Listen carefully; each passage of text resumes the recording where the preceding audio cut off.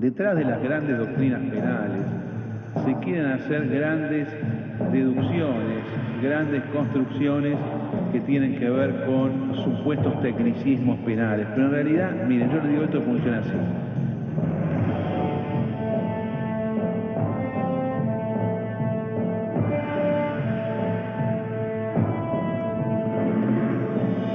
Para mí, país pujante, quizá me equivoco yo, pero bueno, ¿será esto? Cambiemos de tema. ¿Vos sos malo? ¿Qué hacemos? ¿Dónde te ves? ¿Qué hacemos? Señor, no hablo más, los condeno a todos y que se jodan todos por hacer todo mal. Usted está escuchando Radio Cámara Internacional, bajo la dirección y conducción de Carlos Maslatón.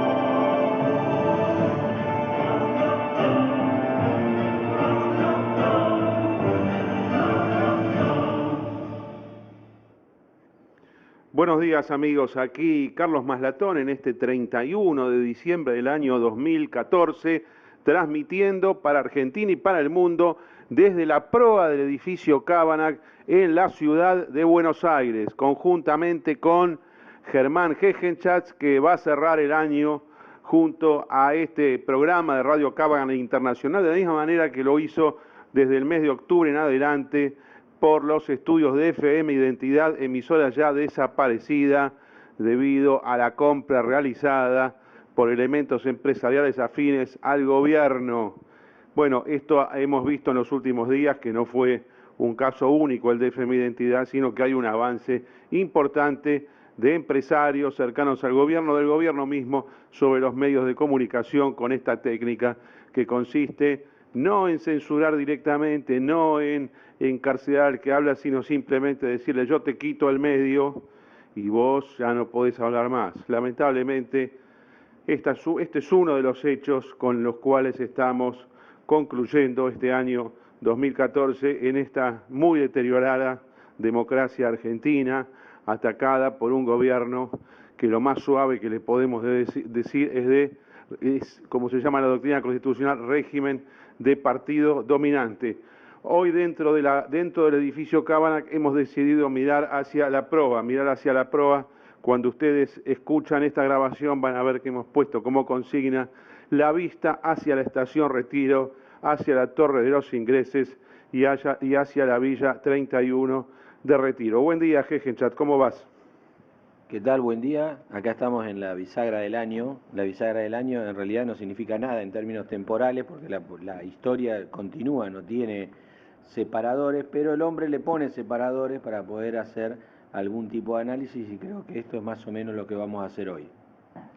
Bueno, no hice la debida aclaración. La banda sonora que pasamos recién, obviamente, es otro obsequio de nuestro amigo Facebook y nuestro amigo de nuestras transmisiones radiales, Daniel Curto. Ya va perfeccionando, va tomando palabras que decimos y las va mezclando con la música. Ustedes saben, a mí me ha explicado Curto la velocidad con que arma estas cosas, rapidísimo.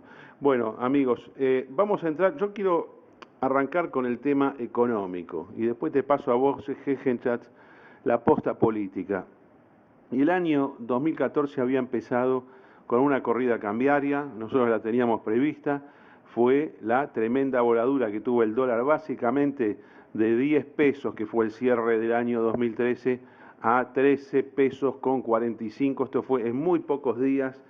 En apenas 23 días del mes de enero, 23 días corridos, son muchas menos las jornadas hábiles, el dólar subió 35% aproximadamente, es lo que nos está dando, entre 32 y 35%, el dólar negro me refiero, que es el que siempre surge cuando quien decide tener un tipo de cambio fijo, el gobierno quiere tener tipo de cambio fijo, no garantiza la totalidad de las operaciones al tipo de cambio que el gobierno establece para que las partes transaccionen. En realidad, como no puede garantizarlo porque nunca se compromete a comprar y vender al precio de ese momento, lo que hace entonces es generar un mercado negro paralelo totalmente legítimo y de dudosa ilegalidad, no de dudosa legalidad, sino de dudosa ilegalidad. Si a vos te dicen, vos no podés comprar al precio que yo fijo, ni podés vender, porque todo va con cupos, con autorizaciones,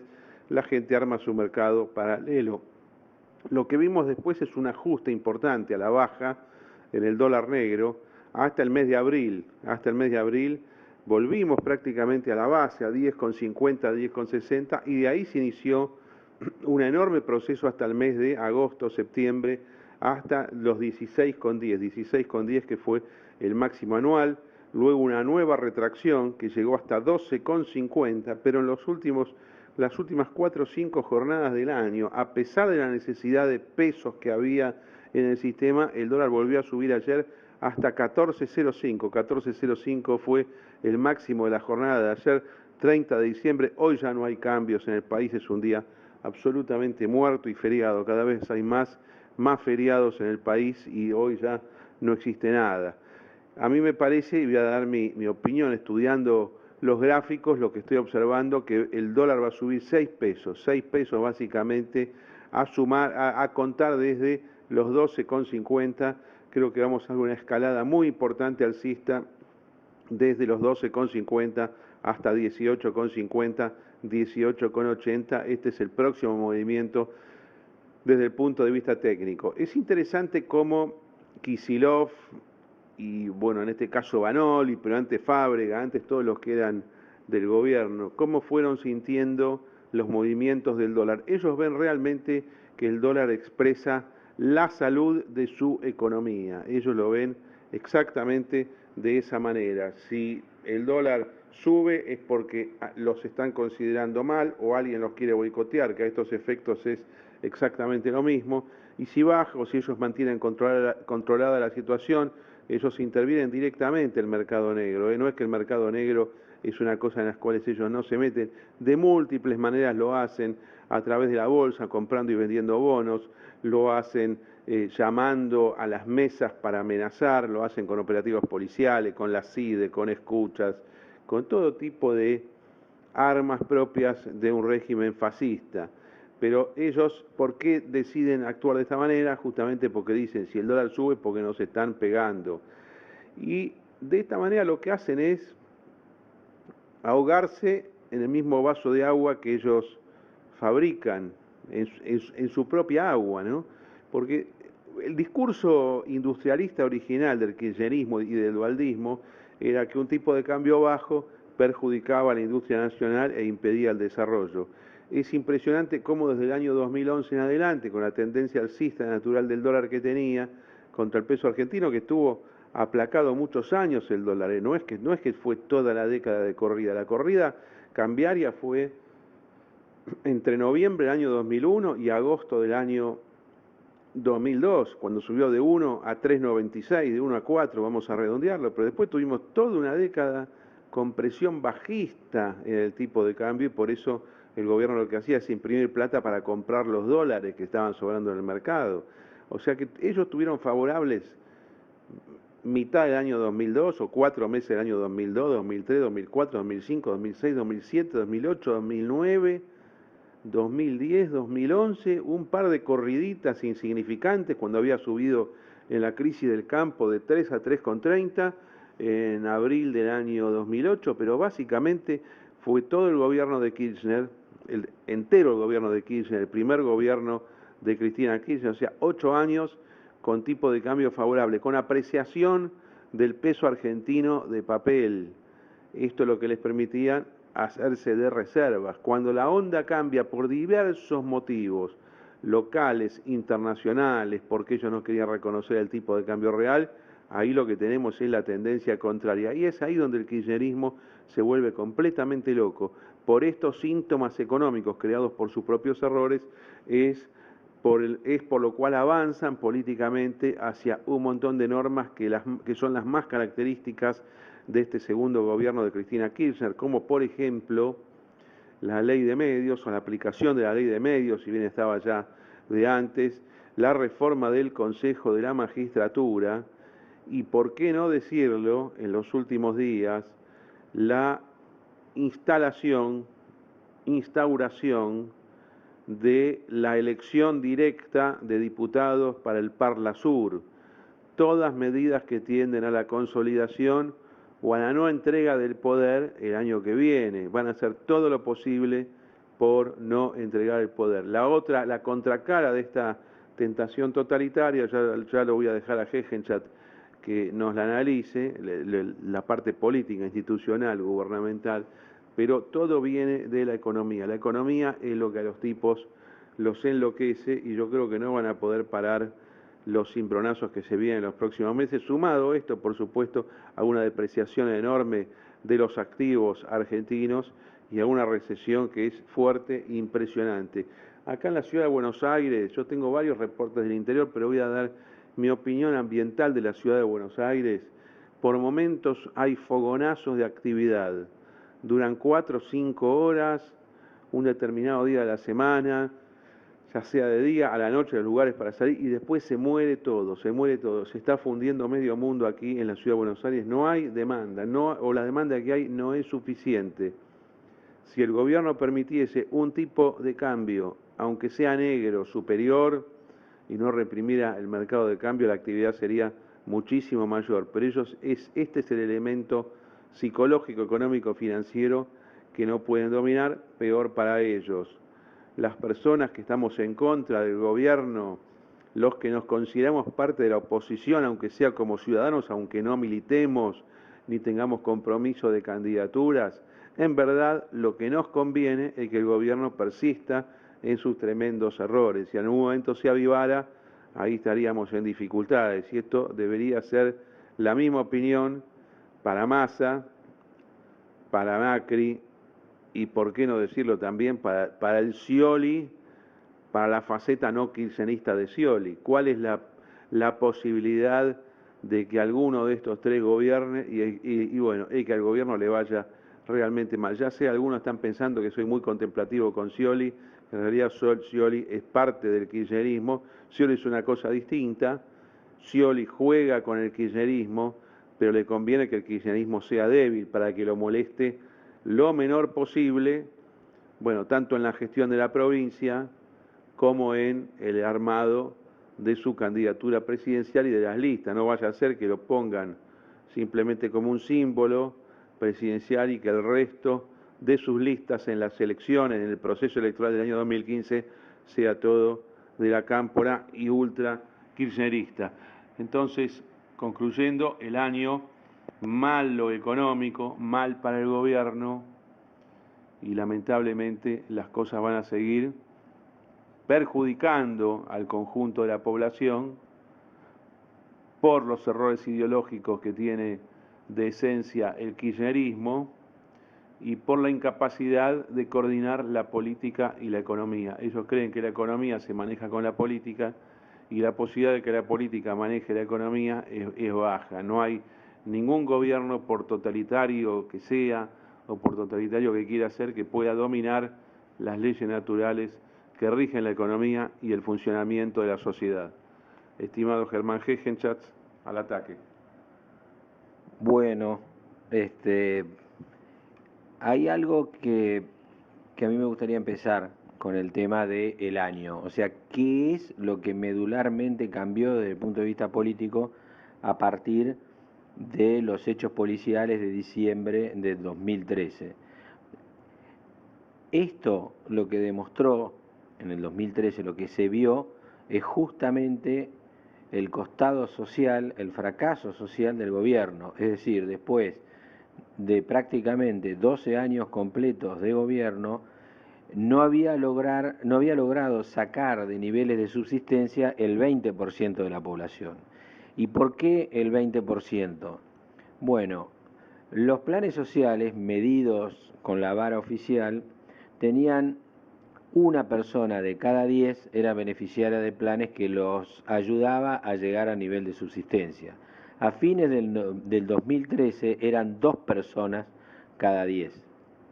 Y esta parte de la sociedad es la que más se sumó en diciembre del 2013 a estos saqueos que si ustedes recuerdan, trajo inclusive varios muertos con el protagonismo de las fuerzas de seguridad como las primeras que se movilizaron en contra de sus funciones. Es decir, son los primeros que dijeron, bueno, no vamos a hacer nada, y a raíz de esto se despertó una demanda social generalizada que la hicieron efectivo contra supermercados y demás centros comerciales. Esto aceleró, esto acompañó o viene a ser la expresión social y política de el desfasaje económico que se venía produciendo en el mercado y que por lo tanto, como la política y la economía van de la mano, entonces es muy difícil tener fenómenos políticos si no existe un sustrato económico que también lo vienen a acompañar. Puede ser en sentido causa-efecto o al revés. A veces la economía manda a la política y hay veces que la política genera los problemas económicos o facilita que la economía se desarrolle. Es decir, existe una interacción que yo sé que Carlos la pone al huevo y la gallina lo pone primero a la economía. A mí me parece que hay una interacción permanente porque el hombre hace las dos cosas al mismo tiempo, trabaja, descansa, produce y consume todo al mismo tiempo, y los móviles de su opinión y de su producción son racionales y no al mismo tiempo. Por eso es que la economía es una ciencia social, además de matemática, y la política está indisolublemente unida y tienen leyes distintas, claramente tienen leyes distintas, y que tienen que ver en la economía con su faceta cuantitativa y en la política con su faceta emocional, si se quiere, que también influye en la economía. Si ustedes se acuerdan, ayer se estuvo hablando de la sensación de riqueza que genera un ámbito de regulación del mercado conforme a las normas propias del mercado, en donde se produce una evaluación de los activos y eso predispone a las personas económicamente a invertir y a trabajar con otro ímpetu. Entonces, es verdad que no existen crisis políticas sin un motivo económico, y también es verdad de que a veces las crisis económicas son autogeneradas por los propios gobiernos, y esto en parte es algo de lo que nos sucede.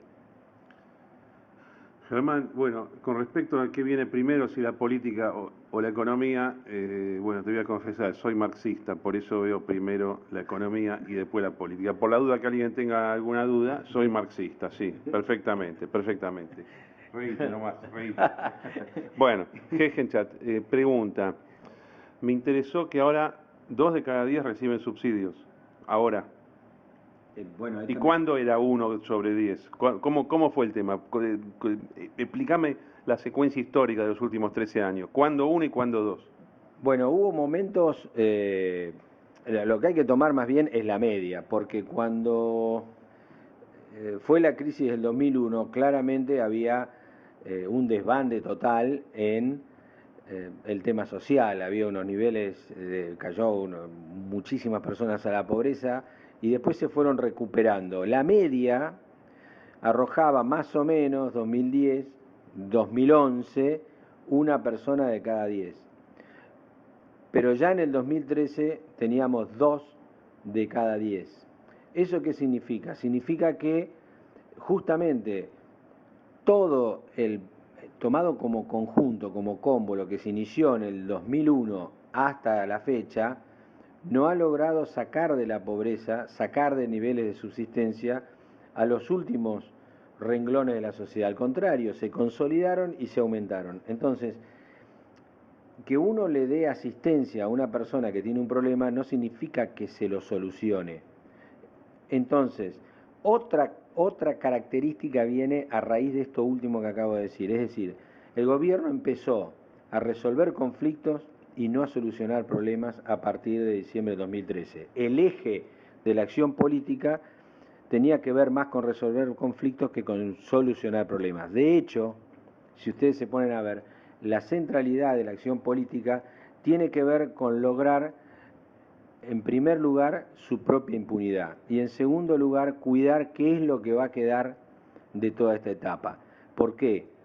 Porque justamente la justicia ya había empezado a actuar con el pulso político que la caracteriza, en sentido contrario al gobierno para relegitimarse con vistas a un cambio de elenco en el poder. Entonces, sin reelección, las prioridades son otras. Es tratar que la cosa no se incendie y lograr impunidad. Bueno, esto es una pregunta mía hacia vos.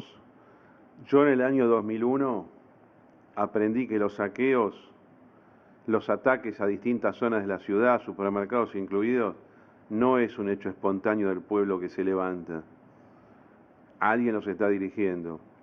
Y los saqueos que hubieron en el año 2012 y 2013 al final, que este año el gobierno dijo vamos a hacer todo lo posible para que no estén y hoy se jacta de que no hubo, a mí me da la impresión que los de 2012 y 2013 estuvieron dirigidos y este año dijeron vamos a mostrar gobernabilidad y van a ver que no pasa nada. Esto está manejado, no tiene nada que ver con la situación económica. Alguien habilita, alguien dice zona liberada, pueden ir a robar. Después un día, pero además parece una práctica, un día van a decir pueden ir a robar y a matar, porque no vamos a entregar al gobierno. Esto es método chavista, populista, tercermundista típico, ¿me equivoco? No es un error decir eso, sino que es un punto de vista. Es decir, los hechos son los mismos y las valoraciones pueden cambiar. Es decir, es verdad de que siempre alguien prende la mecha, pero la mecha tiene que estar y tiene que estar seca. Esto nos trae a colación lo que sucedió este fin de año, es decir, ¿por qué no hubo saqueos este fin de año? Bueno, por varias razones. La primera es el temor y por otro lado es la debilidad, en los dos casos es del gobierno. El temor es a que si la mecha se prendía, la posibilidad de control en un contexto de escasez, que es el contexto en el cual se ha desarrollado el gobierno a partir del 2013, era muy difícil de controlar. Y además, con una campaña, si lo tomamos como una caja de cambio, una campaña electoral en tercera, es decir, con los contendientes decididos y con los discursos más o menos instalados. No podía permitir un desmadre desde el punto de vista social, dejar que alguien acerque el fosforito a la mecha y esto, digamos, de alguna manera se desencadene un reclamo social en las calles, quizá fuera de control. Eso por un lado. Y por otro lado, la debilidad. ¿Cuál es la debilidad? La debilidad es que no pudo imponer la irracionalidad política, económica, es decir, no pudo contener básicamente tres cosas. La primera de ellas eran los reclamos respecto del impuesto a las ganancias para los sectores medios, que también intervienen obviamente en estos desmadres, y que son parte muy importante de la opinión pública que reflejan los medios. Entonces, para ellos terminaron aflojando para el aguinaldo la aplicación del impuesto a las ganancias. Para los sectores asalariados, lo que hicieron fue terminar de aflojar respecto de los bonos que pedían para fin de año. Entonces hubo sindicatos que tuvieron más de 10.000 pesos de bonos, otros 7.000, otros 3.500, otros 4.000, depende de la capacidad de negociación y la disponibilidad empresaria de cada uno de los sectores, pero lo cierto es que abrió la billetera del sector privado y entregó a los trabajadores asalariados bonos, todos menos el Estado. Vamos a recordar esto. Y el tercer factor fue una emisión monetaria generalizada de 46.400 millones de pesos. Es decir, de que se hizo una emisión más o menos equivalente al 11% del total del circulante y del depósito a la vista, con lo cual es una cantidad realmente impresionante de dinero en los primeros 19 días del mes de diciembre. Entonces, ¿por qué no hubo saqueos? ¿Hubo soluciones? No. De nuevo, se resolvió la posibilidad de un conflicto en el ejercicio de dos cualidades del gobierno. Una es su debilidad para enfrentar los reclamos, no hubo un tercer paro general, sino que llegó solamente al grado de amenaza, y tampoco hizo falta, digamos, hacer el ejercicio de la fuerza contra los débiles, porque de lo que no hablamos es el último eslabón de la cadena, es decir, aquellos que están en los niveles de subsistencia le pusieron la gendarmería en la puerta de los barrios y además con punteros propios o agitadores propios y ajenos los disciplinaron. Entonces, por esto es que no hubo, a mi modo de ver, por eso no hubo saqueos. No es que la situación económica haya mejorado, sino que en el medio de la necesidad se muestra una profundización y un agravamiento de las causas que básicamente se ubican en el aumento desmesurado del gasto público, entre otras cosas, entre otras torpezas económicas.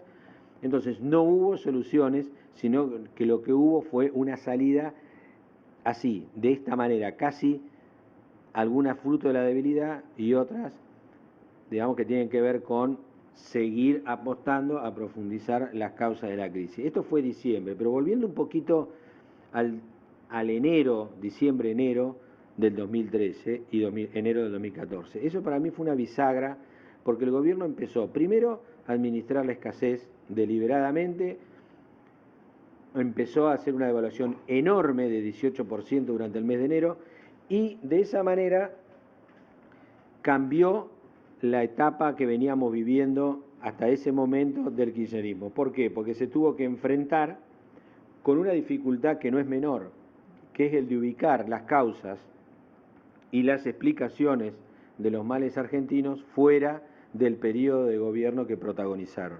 Esto no es una cuestión menor, porque durante el año lo que se fue viendo es que justamente la mayoría de los males que tenemos hoy fueron generados justamente por políticas del gobierno.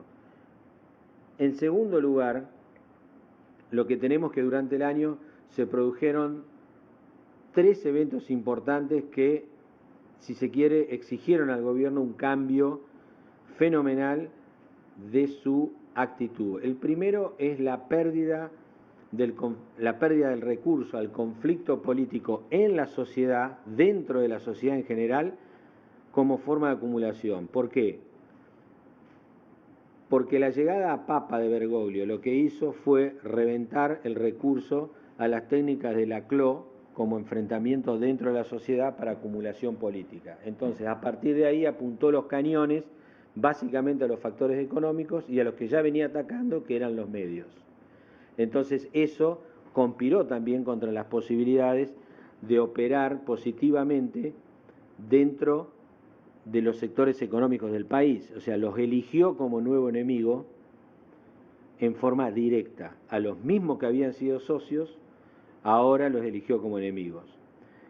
Después tenemos el segundo efecto que se hizo sentir muy fuerte a partir de enero del 2014, que es la pérdida de un canal de comunicación de alcance masivo para comunicar los hechos del gobierno y sus explicaciones fundamentalmente. Y es el primer hijo no querido de la lucha contra los medios, es decir, tanto Clarín como La Nación y otros medios que no logró todavía conquistar o de alguna manera colonizar en sus contenidos el gobierno, se dedicaron con matices a disputar el discurso del gobierno en todos los frentes, disputar la credibilidad de sus agentes y la credibilidad de sus argumentos en una forma, te diría, hasta virulenta en algunos casos. Entonces, en la ley de medios, lejos de poder darle al gobierno una herramienta de dominio de los medios, lo que sucedió es que los principales canales de comunicación, y hoy, ya 11 meses después de la referencia temporal, tenemos hasta transmisores culturales importantes de la televisión que se le vienen en contra. Nombremos algunos, Tinelli, por ejemplo, no se puede pensar de que es un operador que después de las dificultades que tuvo con el gobierno, con el tema de fútbol para todos, se decidió a favor del gobierno, no, se decidió en contra. Y así como él, hay muchos operadores, digamos, culturales importantes, relevantes, que se pusieron en contra del gobierno. Y el tercero... Pregunta, Germán, pregunta. Está claro que Tinelli está contra el gobierno. ¿A favor de quién juega en la presidencial? A mí me da la impresión de que no juega con ninguna alternativa que venga del gobierno. Es decir, sus simpatías yo me inclinaría por pensar que están por Massa o por Macri, pero seguramente por Scioli no. Digo porque así por intuición, no hay muchos hechos que avalen lo que te estoy diciendo, con lo cual lo digo así nomás. Es decir, es una intuición. Y el tercer elemento, o sea, repasamos, hicimos dos elementos. Uno fue el correr el eje de la agonalidad de la lucha política contra los factores económicos, sumarle a los medios los factores económicos y tratar de lograr otro tipo de relación política con la sociedad como conjunto. El segundo fue el tema de los medios que habíamos señalado, un fracaso, digamos, en la política de medios, rotundo. Y el tercero es la pérdida de producción de capital simbólico que tenía el gobierno. Ustedes se acuerdan la hiperactividad de Carta Abierta durante el 2013-2012, ¿no?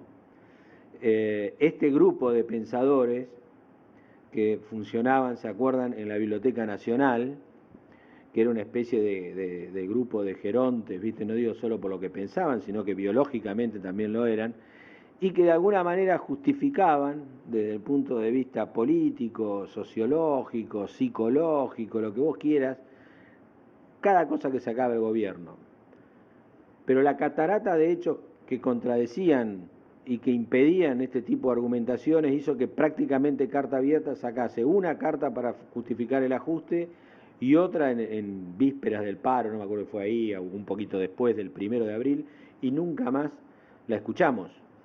De hecho, por ejemplo, el Instituto Dorrego, que se había creado en el marco de fabricar una historia favorable al gobierno, también implosionó en este momento. De la misma forma...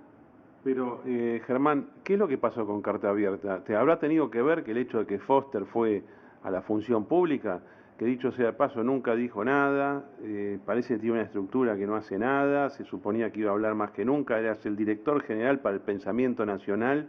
Nosotros lo habíamos entrevistado por radio 2 veces a él y después nunca más nos respondió, no sé si te acordás, allá en los tiempos de FM Identidad. ¿Hay una quebradura con estos filósofos marxistas de Carta Abierta?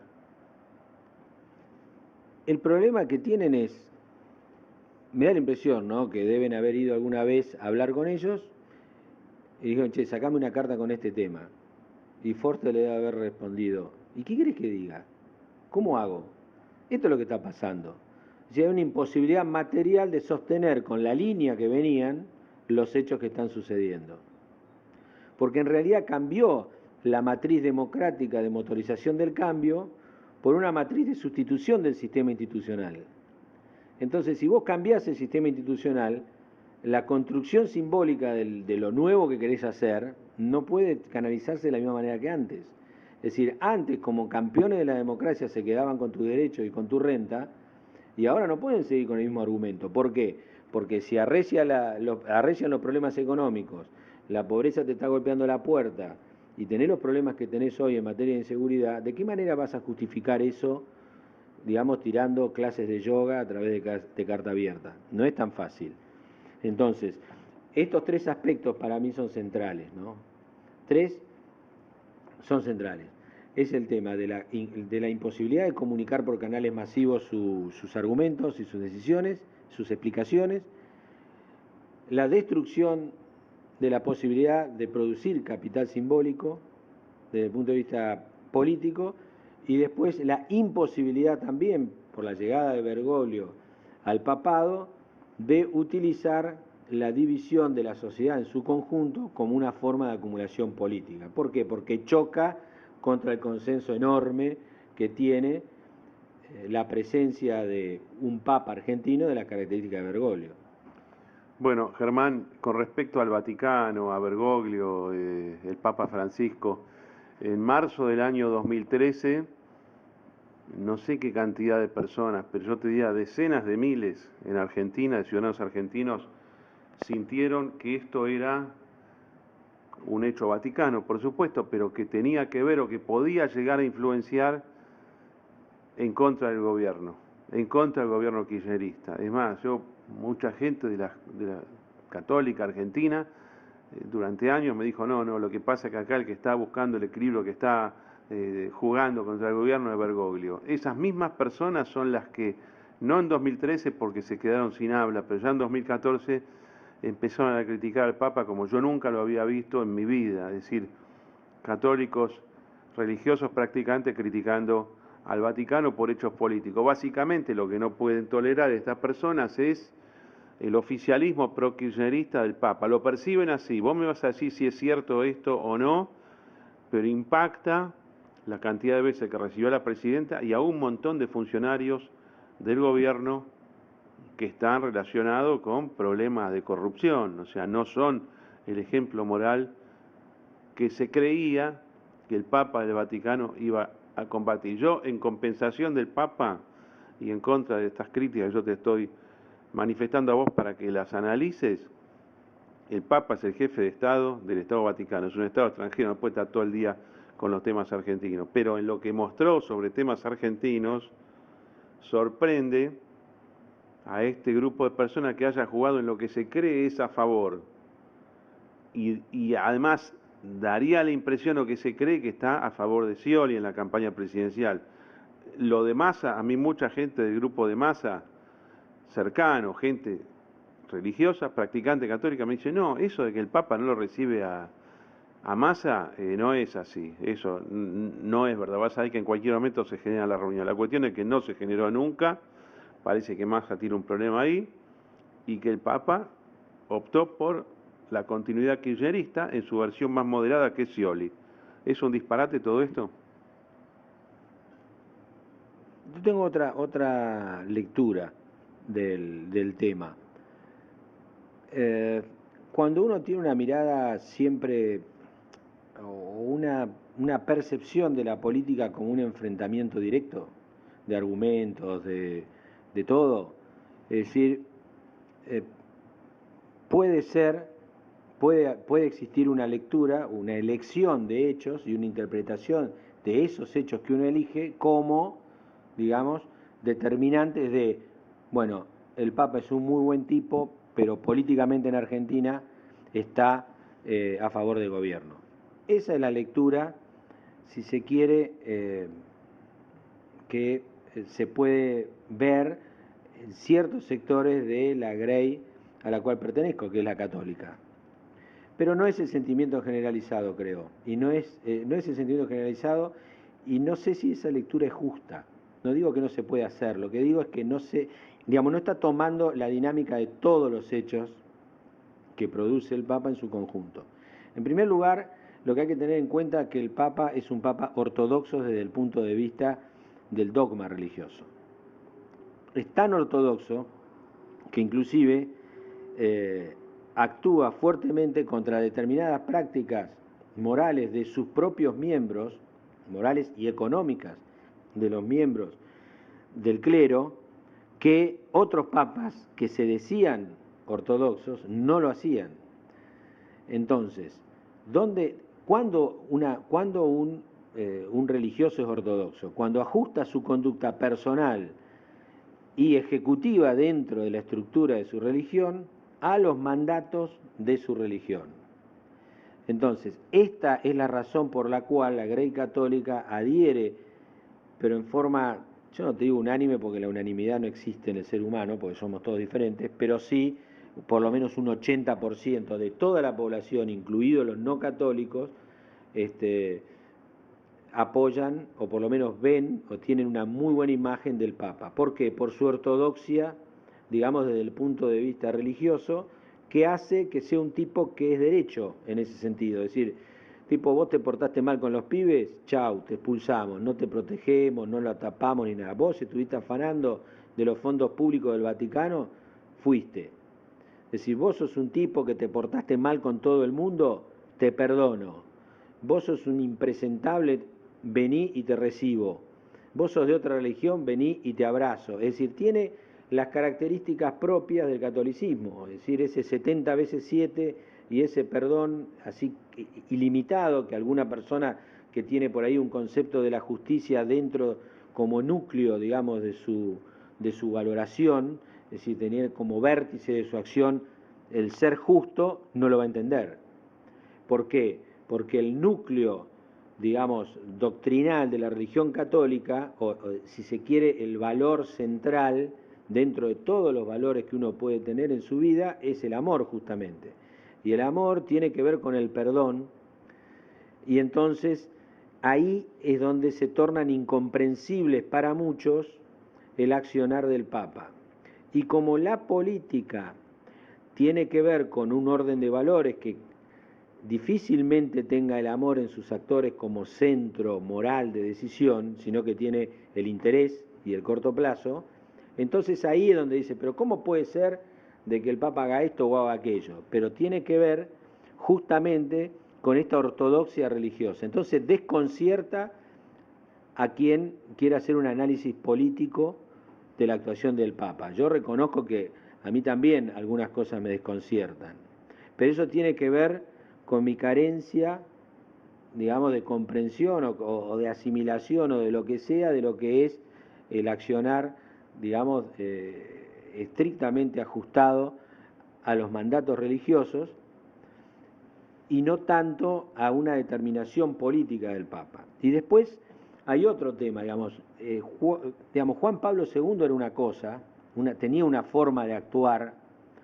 y Francisco tiene otra forma de actuar.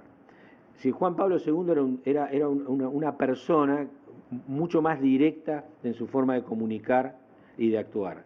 En cambio, la visión estratégica de conjunto de Bergoglio es indirecta. De hecho, él una vez, cuando se publicaron una serie de estudios respecto de su formación, de su elección, además de pertenecer a los jesuitas, que es la orden quizá más potente desde el punto de vista de la acción política en Argentina, lo echaron 2 veces inclusive, y los echaron las personas que tienen la misma concepción política que hoy lo critican. Es decir, eso no es una casualidad, eso es normal, era esperable y predecible inclusive. De hecho, cuando subió el Papa, una de las cosas que yo dije, bueno, los liberales se van a enojar, los liberales católicos con él se van a enojar. Entonces, eso sucedió naturalmente, pero a su vez, el accionar de esta misma congregación es un accionar indirecto, siempre es indirecto. Dentro de los textos de lectura del Papa estaba Lidelhart, por ejemplo, que es un teórico de la acción política indirecta, de obtener los resultados que uno busca de manera indirecta.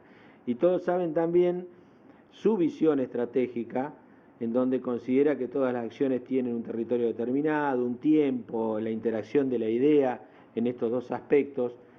Digamos, es un hombre estratégico, pero no es un hombre que haga del enfrentamiento o haga, digamos, de la fractura en la sociedad una forma de acumulación. ¿Por qué? Porque su valor cardinal de vida es ortodoxo. Entonces su valor cardinal es el amor y eso incluye el perdón. Entonces, lejos de construir, digamos, a través de la división, lo hace en sentido contrario. Y eso desconcierta mucho, porque la política a veces, para llevarse una tajada, divide. A veces, digo, porque no todos tienen el mismo perfil de liderazgo. Y la percepción, justamente, de que el Papa apoya a Scioli, viene justamente de que Scioli parece, viste que le pusieron línea aire y sol, ¿no? Bueno, parece un tipo como que no le entran las balas, como que no se enoja nunca, como que no se define nunca. Entonces eso parece, digamos, el candidato ideal, digamos, para una personalidad como la del Papa. Ahora, si vos compartís de que es un hombre que nunca enfrenta, ¿eso qué quiere decir?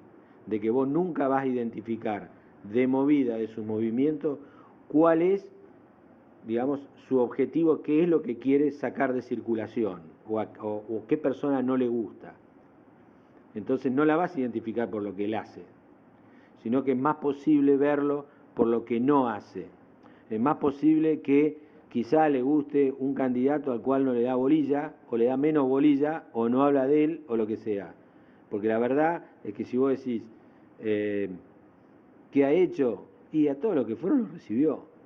De alguna manera los saludó. Yo no veo por qué algunos hicieron la torpeza de ir a sacarse una foto y venir a venderla acá para quedarse con algo del beneficio de la imagen positiva que tenía el Papa.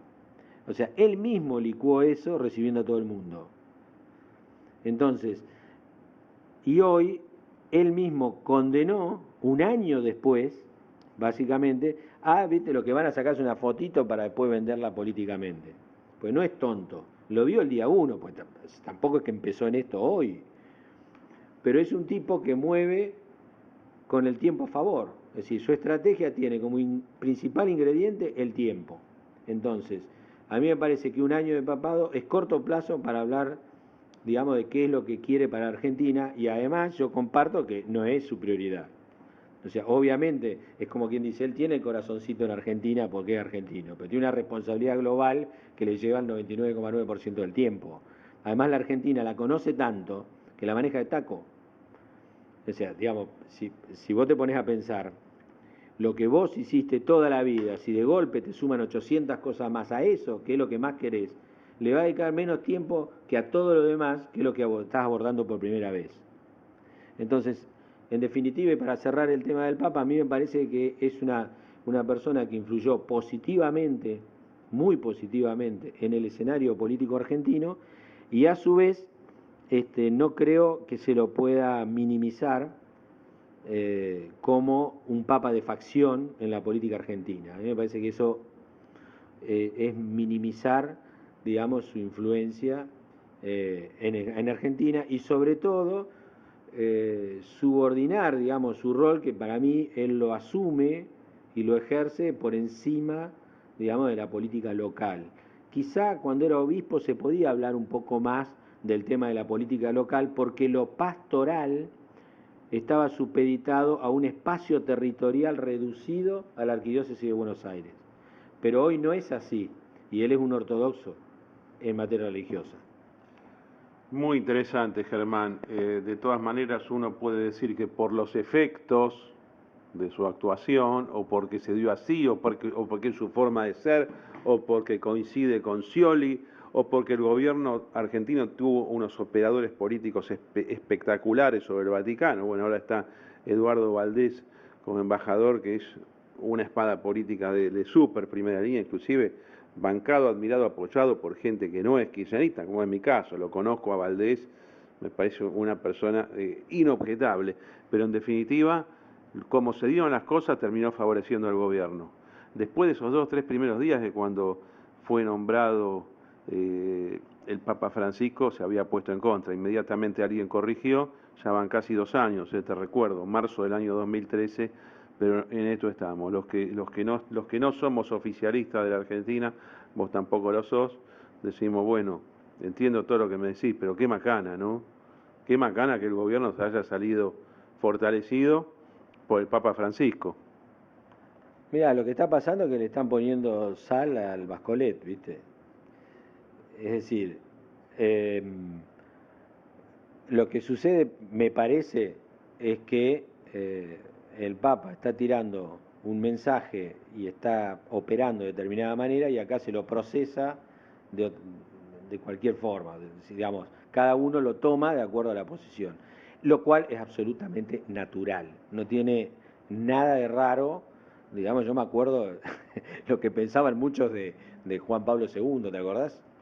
Pero bueno, y el último tema respecto del 2014 que quería decir era el accionar frente a la justicia, que este es un tema... Pero vamos a hacer una cosa, acá tenemos que hacer pausa, a pesar de que esto es un programa que se transmite desde Radio Cámara Internacional por el SoundCloud. Vamos a hacer pausa, ya en su momento vamos a incorporar, aunque no lo crean, llamados telefónicos de los oyentes, estamos trabajando en este sentido. Publicidad no, pero bueno, es momento de apenas un minuto y medio de reflexión, para que cada uno lo hace desde su posición en su computadora, o en su iPhone, o en su Android, en su smartphone.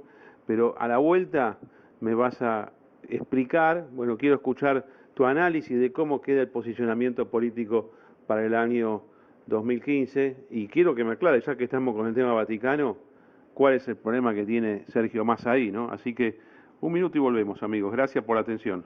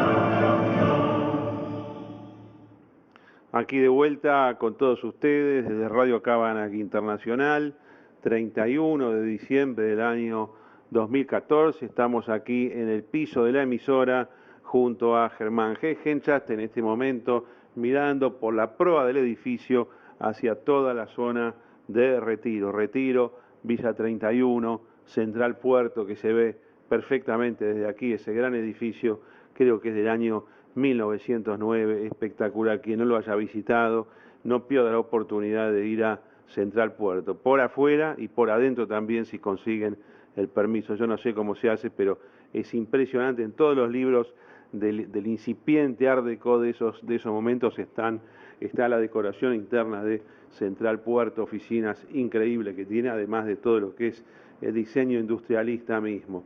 Germán Hegenchat, Sergio Massa y el Estado Vaticano, mejor dicho, Sergio Massa y el jefe de Estado Vaticano, el Papa Francisco. ¿Qué es lo que hay ahí? ¿Qué cortocircuito hay? ¿Qué problema hubo históricamente para que nunca lo haya visto? Ya entiendo lo que vos me decís, recibió a tanto que terminó degradando la importancia de la reunión con el Papa. La verdad que es bastante tonto, ¿no? Ir y sacarse una foto y para decir yo estuve acá, que es una validación. Yo jamás lo haría en mi vida. Si voy, lo saludo, le saco fotos, no me muestro a mí mismo, porque me parece una cosa completamente tonta.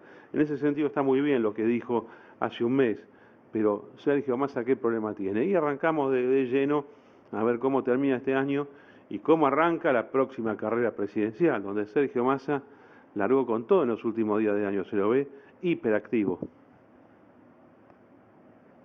A mí me parece que para ver un problema en la relación de Sergio Massa con el Papa hay que partir de una posición y no de un hecho.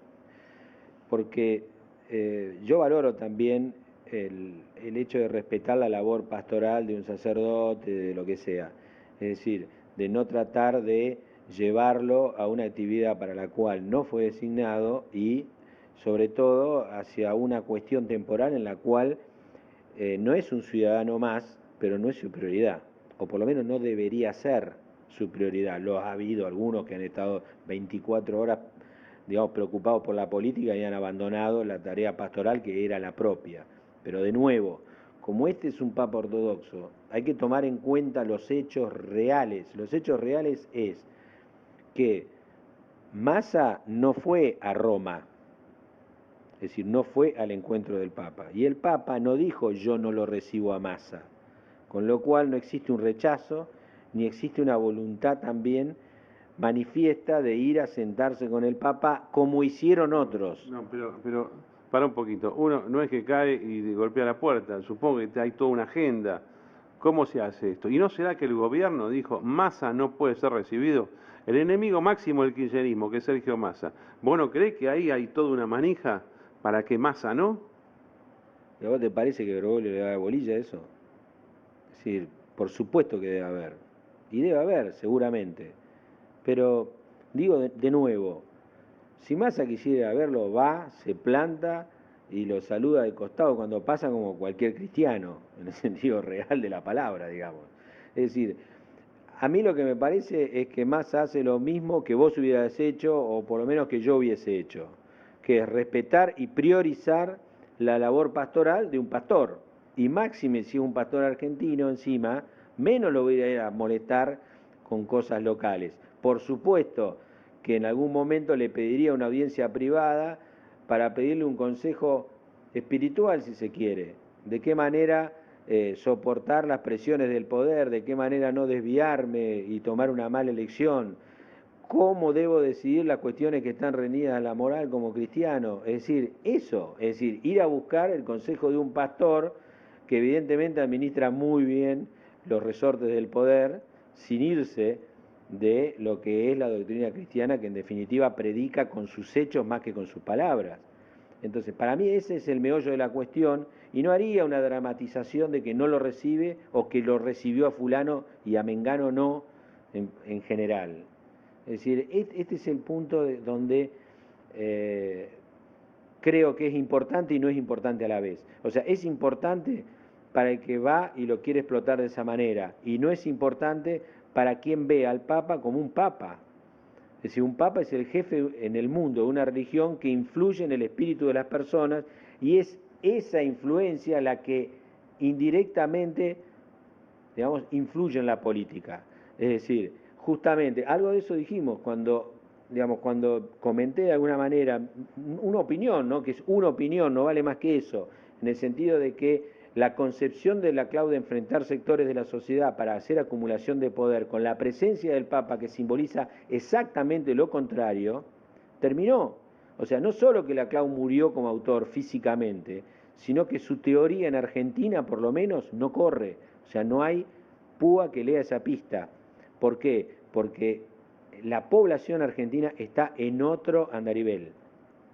Obviamente que la crema política, que es la parte superior de la torta, digamos, puede seguir en la misma, pero tuvo que desviar el cañón hacia otro, entre comillas, enemigo, que no sea un sector grande de la sociedad. Eligió los intereses encarnados por los empresarios. Entonces, ¿quiénes? Todos, hasta sus ex socios. Es decir, entonces, esto es lo que a mí me parece que sucedió. O sea, es la lectura que hago de los mismos hechos que ven todos, digamos, pero es lo que me parece. Bueno, excelente, excelente. Muy buena respuesta. Es lo que me dicen los masistas, me dicen lo mismo, básicamente que vos, ¿no? Yo tengo dudas de todas maneras, ¿verdad?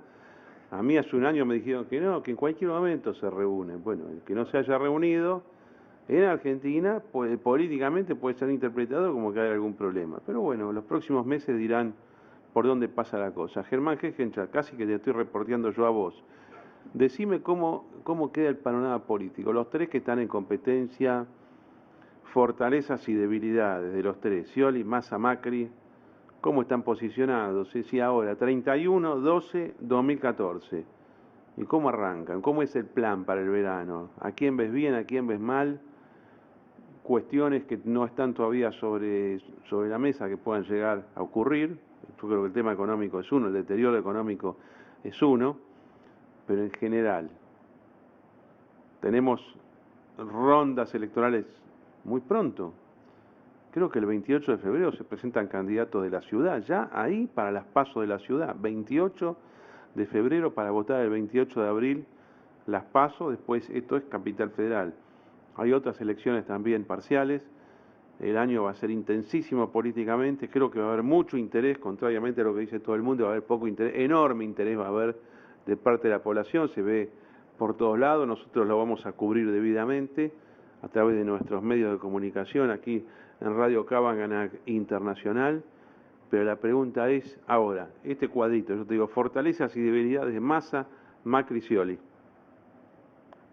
Fortalezas de Scioli, debilidades de Scioli, vamos a empezar por ahí, que es el más, concita mucho interés en dos de los tres candidatos, digamos.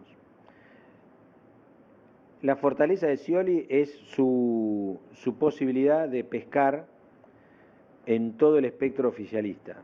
Algunos los pesca porque es la última soga que les queda para quedarse prendido, y a otros realmente los seduce porque les parece la posibilidad de ponerle al kirchnerismo un jefe peronista, o por lo menos que lo leen como más permeable a la estructura del peronismo en general. No hablo de peronismo clásico, ni neoclásico, ni nada. Digo, el peronismo estructural, el partido de Estado, digamos, lo ve a Scioli, digamos, como la posibilidad de continuar en el poder.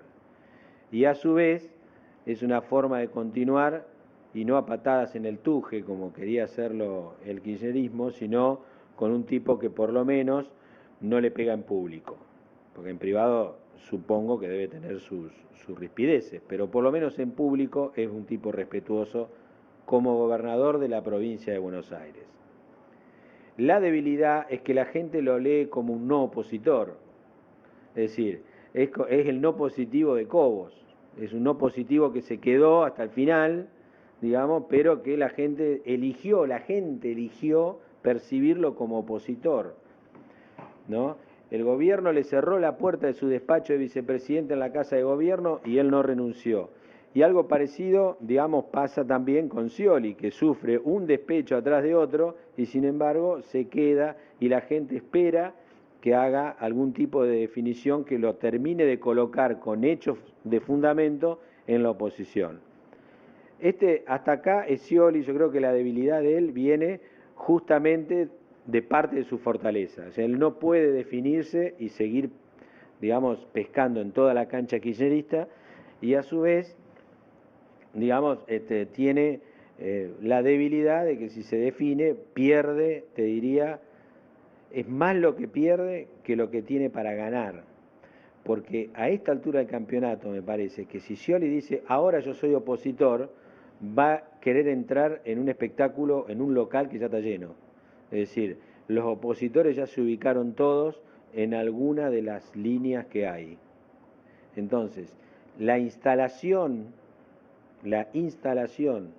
del escenario opositor con sus actores le cerró las puertas de salida a Scioli. Entonces, hoy no es que está especulando dentro del kirchnerismo, sino que él tampoco tiene otra salida que no sea seguir en ese sector, y va a seguir hasta el último día. A mí me parece que en su momento, yo no me acuerdo si lo escribió o no, pero a mí me parece que si él toma algún tipo de definición, decir media palabra en contra del gobierno, va a ser después de las PASO. O sea, una vez que él ya sea el candidato inamovible, por ahí dice 2 o 3 cositas, pero no creo que mucho. Segundo candidato, Macri. O sea, Macri, a mí me parece que es como fue Bordón, ¿viste? Un avión enorme de papel. Es decir, a mí me parece que anda muy bien en la opinión pública de la capital. Los medios nacionales son los medios locales de la capital. Entonces proyectan una imagen de Macri hacia todo el país que no sé si es real, digamos, no sé si es territorializable en todo el país. Sí en la capital, y a medida que te vas alejando, te vas saliendo del primer cordón, empieza a decaer. Me imagino lo que lo pueden llegar a votar en el resto del país. Pero tiene 2 elecciones muy buenas por delante. Hablando en el cronograma, el tiempo influye, ¿no?, en el tema, que son las elecciones de Capital y de Santa Fe, que son las 2 que largan primero. En las 2 puede llegar a ganar las 2, es decir, una la va a ganar seguro, creo, que la Capital, salvo desastre, ¿no? El seguro en política es 80%, ¿no? Entonces, y en Santa Fe tiene posibilidad de dar una pelea muy importante. Son 2 malas noticias para el gobierno y 2 buenas noticias para los opositores también. Porque Massa, por ejemplo, tiene difícil la Capital, no digo para ganar, sino sencillamente para hacer un rol, digamos, decoroso en la Capital, pero lanzó un candidato muy bueno, muy competitivo en Santa Fe, ¿no?, que es Busito, saben, el presidente de la Federación Agraria. Entonces, lo que yo veo con Macri es que tiene un muy buen comienzo del 2014 con el cronograma electoral a favor, tiene una muy buena prensa, digamos, de los medios nacionales, ha mejorado mucho su forma de comunicación, maneja las redes mejor que nadie, se ha preparado para eso, está asesorado, tiene un equipo enorme atrás de eso, tiene un voluntariado, o sea, lo que los otros tienen en territorio con gente que conoce el territorio y que tiene experiencia política, él lo tiene de voluntariado espontáneo, que hay que organizarlo, hay que enseñarle, hay que ver cómo le funciona. Pero existir existe y es numeroso. Y otro punto que veo a favor de Macri es que en el ideario popular, de alguna manera, él representa el cambio. Es decir, el cambio total lo viene representando él, ¿no? Después está si es verdad o no es verdad, pero la política también es un poco la percepción que se tiene de lo que sucede. Entonces, esta cosa del gobierno dice blanco y él dice negro en materia económica, viste, a la gente le está haciendo creer de que él representa el cambio, el giro de 180 grados en lo que viene sucediendo. Y si realmente la sociedad, en definitiva, en el fondo, en los últimos 5 metros antes de votar, quiere cambiar sí o sí, entonces ahí le va a ir mejor. No sé si le va a alcanzar para ganar, pero le va a ir mejor. Yo creo que la segunda vuelta es el escenario complicado para Macri, si le toca con Scioli. ahí la va a tener muy complicada. Entonces, ¿por qué? Porque yo creo que es más desplazable hacia Scioli el público de Massa, ¿no? Frente a Macri, ¿no? Porque en realidad, y pasamos a Massa ha logrado algo que es muy importante, que sin tener un territorio bajo su administración, la iniciativa política. Pero la iniciativa política satisface otra de las demandas que existe en la sociedad. Hay una que es la voluntad abstracta de cambio y hay otra que es la demanda concreta de soluciones. Entonces, a la hora de explicitar la demanda concreta de definiciones, Massa tiene la delantera. ¿Pero por qué tiene esa delantera? Porque la matriz del político es la capacidad de comunicar y convencer. Y ahí yo creo que Macri anda más o menos a la hora de convencer con contenido concreto. En cambio, Massa te tira el contenido, lo comunica perfectamente y sigue convenciendo gente. O sea, es un tipo que sigue creciendo. Y a su vez hay una cuestión técnica. Mientras uno junta en las redes buenas voluntades, Macri junta ejecutores políticos reales y expertos. Entonces ahí es donde... Pero para Macri o Massa, vos decís, Macri está fuerte en las redes, se lo ve ya Sí. desde la anterior campaña política, metió, no sé, la cantidad de gente que debe tener escribiendo para él. Él obviamente que asumo que no escribe él, no creo que tenga tiempo ni que maneje las redes sociales. Pero estabas diciendo, ¿quién es el que consigue ejecutores? Massa. Massa. Sí, Massa. Justamente, ahí está la diferencia. Por eso decía, Macri consigue gente de buena voluntad, con vocación de cambio, que se está metiendo en la política y que, bueno, que por ahí quiere colaborar. O sea, buenas voluntades que hay que organizarlas, hay que sistematizarlas, hay que enseñarle cómo una votación y demás, que no es algo malo, es un capital, es un activo interesante. Y del otro lado, lo que se suma es, justamente, hay una suma también de gente que se acerca a la política, pero hay también una suma de estructura, de operadores políticos y de actores de la política con experiencia. Y a mí me da la impresión de que hay tres demandas en la sociedad. Hay una demanda de gobernabilidad, hay una demanda de explícame qué es lo que vas a hacer, cómo vas a solucionar este entuerto, y hay una demanda abstracta de cambio. Hay dos demandas abstractas y una concreta. Gobernabilidad y cambio son dos demandas abstractas, porque se explican por su mera formulación. Pero la demanda de soluciones concretas, ahí hay un tema de argumentación y de definición importante, y de capacidad de comunicación. Entonces, Massa tiene dos de las tres, ¿no? O sea, no representa tanto el cambio, no es percibido tanto como una opción de cambio, pero sí un tipo que sabe gobernar, un tipo que te dice cómo lo va a hacer y un tipo que es más político, es un político profesional claramente. Sí, a mí lo que me impresiona de Massa es las declaraciones que saca. Me da la impresión que saca las declaraciones justas que se necesitan en cada momento, con buena línea ideológica, digamos, cercano al pensamiento de derecha que nosotros podemos tener, aunque él no se va a decir nunca de derecha, pero el tipo que primerió con la seguridad claramente es él, número uno del país absoluto, cuando nadie se jugaba, él salió con una línea dura. La segunda cosa que me impresiona de él es el armado político de estructuras, es increíble, realmente increíble, y me da la impresión que en los próximos meses van a empezar a sumársele un montón de los que están ahí dando vueltas indefinidos.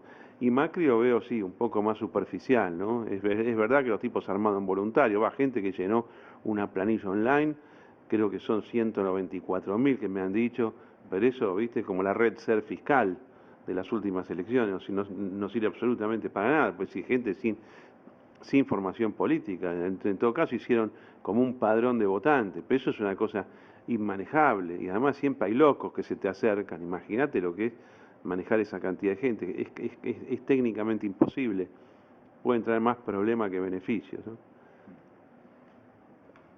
Y hay un tema también, ¿no?, con Massa que a mí me parece que marca un quiebre en algo, ¿no? Por un lado, las características son, normalmente sus capacidades políticas vienen encarnadas en personas de edad ya superior a los 60 años a lo mejor, es decir, que vienen con una contra que es, digamos, la contaminación de una formación política en una época donde la democracia era una boludez burguesa, digamos. O sea, en la década del 70 y los 60, digamos, no se valoraba la democracia con república como hoy la sociedad argentina, digamos, en términos generales la está demandando.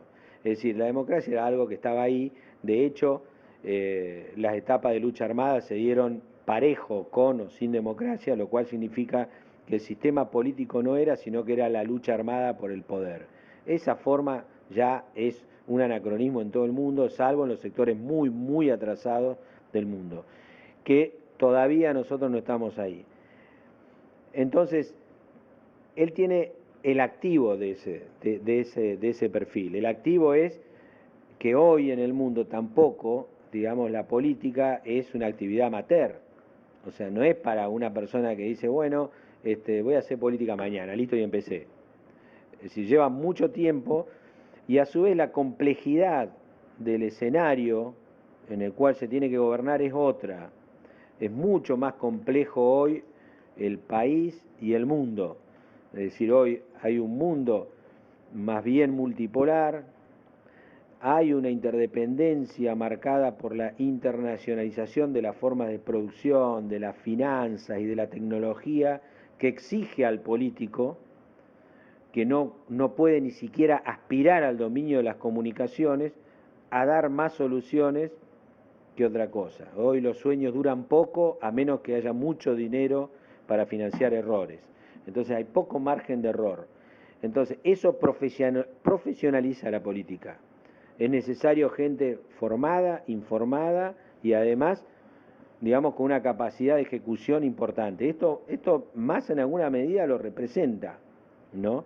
Mientras que los otros candidatos son de otras generaciones y tienen de alguna manera algunos de los defectos del pasado. O sea, el candidato presidencial que hay, parido en su formación política a partir de 1983, es Massa. Y después, discútame lo que quieran después lo demás, pero cronológicamente esto es innegable.